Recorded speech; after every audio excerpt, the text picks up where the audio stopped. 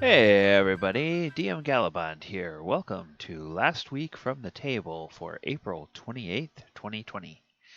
In this segment, we talk about the sessions from the actual play D&D games that I run over on my Twitch channel. And let's get on with the show. On Thursday nights over at twitch.tv/Gallibond, we are playing through the Dragon of Icespire Peak, and that is Thursday night at 8 p.m. Oh, the guys and gals are getting very close to the end of the adventure here, and they found themselves at the Woodland Manse, and they had a big, huge fight that literally took the entire session on Thursday night. Um, they got there and they found a bunch of boars, and as they expected, some of those boars were not boars but uh, shape-changed worshippers of Talos, and the anchorites, as they call themselves, which are half-orc spellcasters. And so they, halfway through the fight, some of them transformed, and they let off a couple of lightning bolts that, you know, did a number on the party, hurt the party pretty bad. But then there was a lot of regular boars, and there was a few other um, not regular orcs that they had to fight as well, and so it was just a dragon or a fight that dragged on, I should say, because it was also a multi-phase fight. They started by fighting the boars in the garden, some of which became anchorites. Then um, orcs from inside the house began to respond and started to come out, and they had to fight them. And then finally, there were some little plant monsters, twig blights, that came and joined the fight, and that was yet another wave of enemies. So by the time the night was over, a lot of the party had spent a lot of their resources, and there were a few people that were hurt fairly badly, but the party prevailed. And next week, or this week, on Thursday night, we will begin an exploration of the house. Now that they basically pulled the dungeon and fought everything, and uh, now they have to go and figure out what was there and what's special about this place.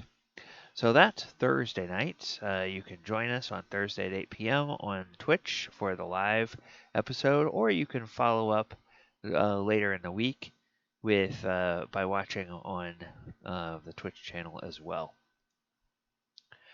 All right, and I had talked about this a little bit on this past Saturday, April 25th at 3 p.m. Eastern.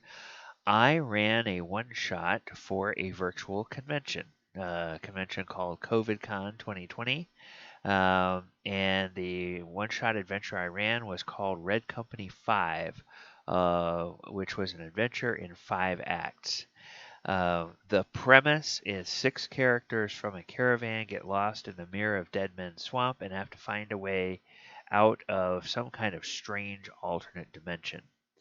And their COVIDCon 2020 was a planned, in the wake of the arrival and spread of the coronavirus and the fact that so many other conventions got canceled, but it did seem like they tapped into a demand, and so the organizers are talking about having more of these. And of course, I would be happy to run more one-shot adventures. I actually had a lot of fun writing and running the one-shot adventure. I had 6 players that showed up. The MO I did because it was, we were trying to tell a whole story in a single sitting. I pre-generated the characters, so there wasn't a whole lot of time wasted on doing that. I gave them each a thumbnail sketch, and the players really did a great job of incorporating some of their own personality and creating some very memorable characters out of these just real flat, pre-generated, uh, you know, characters that I had built for them. So everybody had a lot of fun. The only thing that was a little bit annoying is that Discord kept disconnecting, or I'm sorry, not Discord, Roll20 kept disconnecting people off and on during the session. And because of the setup I was using for the game, where I was running the game as DM on one machine, I was recording for Twitch on a separate machine.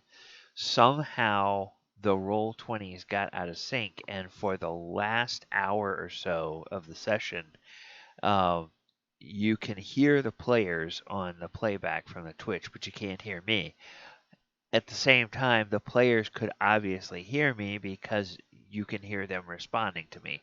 But there are times when there's a whole bunch of silence uh, because I'm trying to explain something or I'm setting something up, and then they will respond with what they're doing and just going around the table, and it's clear you can see we're in a fight and they're going through the initiative order, but you just can't hear the results of what they do because I'm not telling them. But you can watch the stuff unfold. But that last hour is probably a little bit boring. At some point, I'll have to go and uh, you know, do like a voiceover for the video when I save it off to YouTube.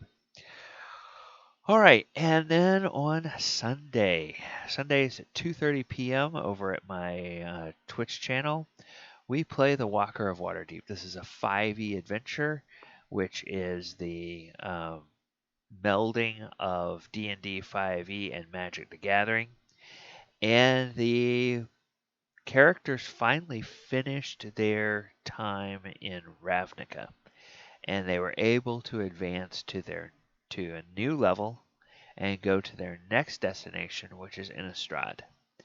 And when they got to Innistrad, they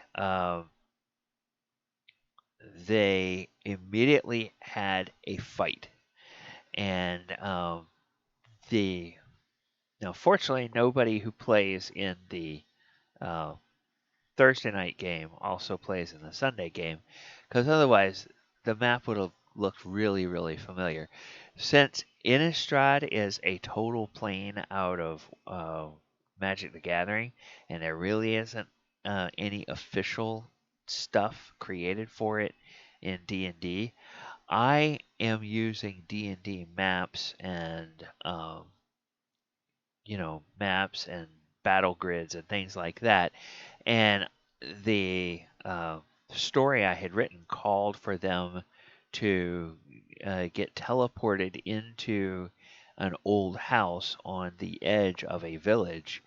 And it just so happened that Woodland Manse from Thursday night's game made a perfect location. So I recreated that Woodland Manse as the destination where my party from Sunday would teleport into, and so it's a really nice map and everything, and it came out really well.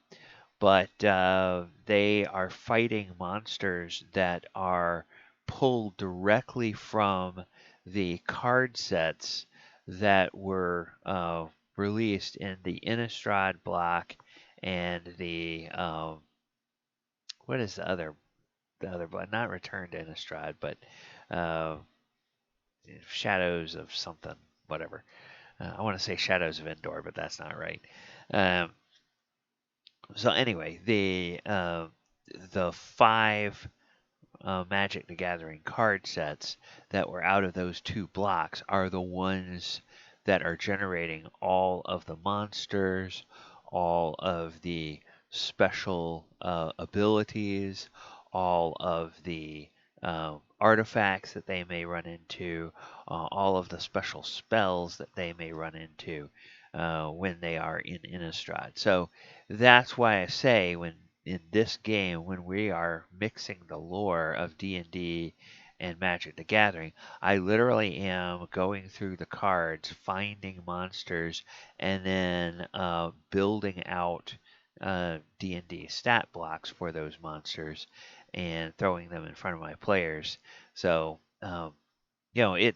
that's quite a bit of fun for me, and it's quite a bit of fun for them because they don't always act exactly like monsters uh, from D&D do.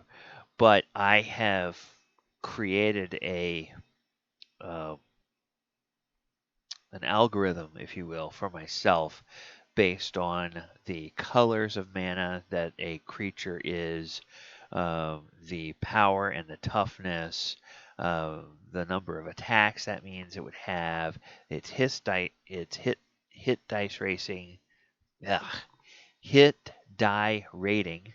Spit it out, man. Which is a function of its casting cost and its toughness, and then the number of attacks it gets is a function of its power, and then the amount of damage it does with every attack is a function of uh, its uh, its challenge rating. So, and then of course the number of enemies that the party faces is also a function of challenge rating, just like when you would budget a party in traditional D&D. So that went really well. The characters or the players enjoyed it. They had a lot of fun with this game. Uh, the time that we spent looking at just this little tiny corner of Innistrad was enough to give them a flavor of, oh crap, this is everything we were afraid it was going to be, from the briefing they had back in Ravnica. And so this is kind of fun. So you can join us Sundays, or every Sunday at 2:30 p.m. Eastern, over at my Twitch channel and watch how they get along. All right, well that is going to wrap it up for this week's last week at the table. And the only thing I will ask is that when you play your games, try to make them memorable so that you can have tales that you can share from your table as well. Good night, everybody.